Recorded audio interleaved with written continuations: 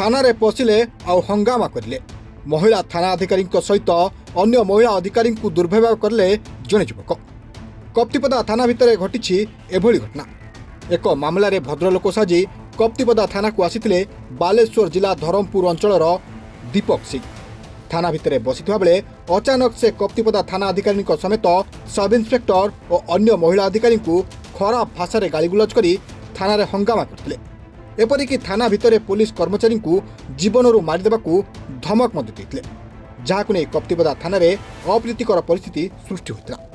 Police उक्त युवकों को गिरफ्त करने सहित तांको नाम मामला रुजु कर तदंत आरंभ करिछि।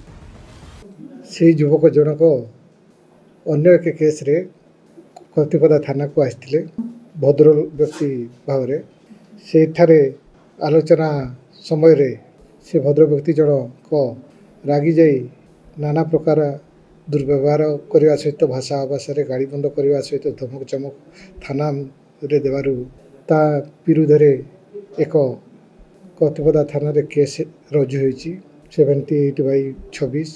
उदलार दीपक मिश्र रिपोर्ट स्टूडियो।